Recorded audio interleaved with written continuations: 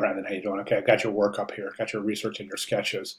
The first thing we want to do here, really, I'm going to go ahead and remove that. Good job on your research there, but I got the sketches up on a different window, so let's go ahead and remove that. Here's your sketches. Now, the first thing I want you to do is I want you to think about the difference between human-centered design and regular design. And the biggest difference is that in human-centered design, and this is all, you can read this all in this human-centered design, or this is the human-centered design toolkit, and this is available. I would like you to download this and definitely read it. It's going to take a minute to read. It's over 100 pages long, but it's a really super quick read. But anyways, this is available over here in the week 5 presentation.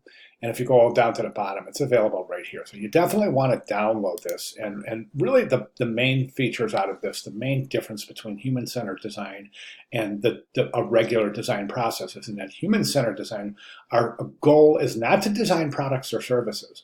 It's not to design something. It's actually to change the way that humans behave. We're out for increasing the value of life. Improving the value of life based on some sort of human interaction with a perceived problem. So of course, the first thing we need to do is define the problem. The problem here isn't designing a vehicle configurator. We got to really peel back the layers and look at the big problem. The big problem is the process associated with buying a new cars. Mainly that, the dealerships and salespeople are not, they don't have the customer's best interest in mind when they sell a car. They'll sell you anything. They want one thing out of you. They want you to spend as much money as you possibly can spend in the hour and a half or 2 hours you're there. And so there's very high pressure. They're pressuring you to buy things you don't need or probably don't want. It's all about pressure. So what we want to do is we don't want to just design a configurator. We want to design a configurator with the intent of changing the way humans shop for cars. And basically what we're going to do is we're going to put as many features on this kiosk as we possibly can so that we're basically able to eliminate the middleman, the dealership and the salesperson completely. Well, the only time we really need to approach a salesperson is when our vehicle is completely configured. We know exactly what we want on it. So this is a great start for the little sketches. Where the heck did they go? The sketches are great. Now, I think your sketches are really super underdeveloped. You're not really showing any intent at all of the kiosk. You're just showing the truck and customize. That's it. So we know that there's going to be a truck, and we know we're going to customize. We need details here.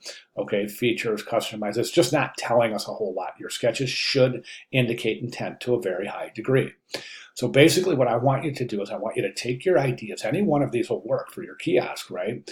But I want you to start adding features that will allow us to eliminate the middleman. So in other words, we want to completely eliminate the salesperson. So we have so what would be the reason to approach a salesperson? It would be say, hey, I want to test drive this vehicle. So why don't we add a simulator right to this, a driving simulator? And that simulator, so what you could do, you sit down at the simulator, you look at the screen, put your headset on, whatever, start making your choices. I want these tires, I want this color, I want this winter package, I want this snow package, I want these luggage racks, I want this trim. Okay, I want this transmission. You make all of your combinations. You send that to the simulator. The simulator customizes it, sets up your car, and simulates the drive in that car based on the tires you've chosen, the weather package, the transmission, etc.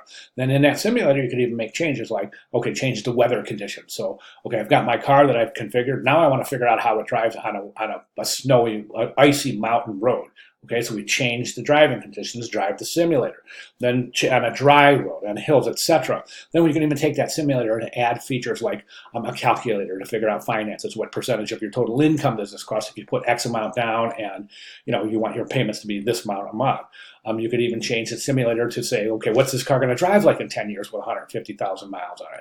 Or you could even change the simulator and the financial calculator part to say, okay, what's my resale value in 7 years when there's 70,000 miles on a car? You see what I'm saying?